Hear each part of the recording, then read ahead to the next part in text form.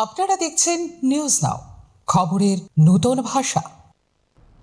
খুব শীঘ্রই আগরতলা ছিনাইহানি মহাশ্মশানে তৈরি হবে বৈদ্যুতিক চুল্লি।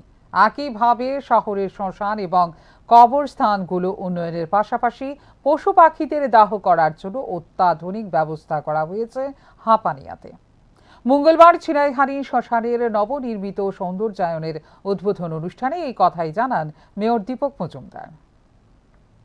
মানুষের জীবনের শেষ যাত্রাপথকে আরও মর্যাদাপূর্ণ ও মানবিক করে তুলতে ছিনাইহানি মহাশ্মশানে নির্মিত হল আধুনিক সুবিধাসম্পন্ন একটি সুন্দর যাত্রীনিবাস। রবিবার এক অনুষ্ঠানের মধ্য দিয়ে এই নতুন পরিকাঠামোর আনুষ্ঠানিক উদ্বোধন করা হয়।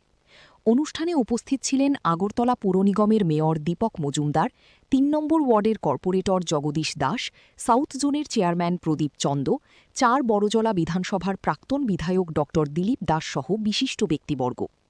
অনুষ্ঠানে বক্তব্য রাখতে গিয়ে মেয়র দীপক মজুমদার বলেন, আগরতলা শহরের সমস্ত শ্মশান উন্নয়নের পাশাপাশি সংখ্যালঘুদের কবরস্থানগুলিও উন্নত করা হচ্ছে।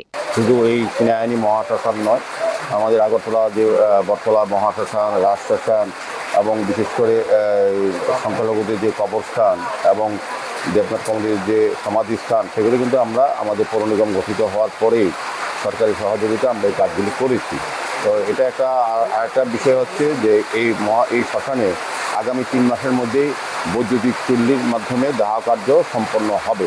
কাজে এটা টেন্ডার হয়ে গেছে, এজেন্সি পেয়ে গেছেন, আমাদের আনুষ্ঠানিকভাবে কাজ শুরু করবে। আগামী 3 মাসের মধ্যে আমরা এই জায়গাতে ইলেকট্রিক চুল্লি বসাতে পারবো। আরও 2টি চুল্লি আমাদের বটতলা মহাশ্মশানে বসবে।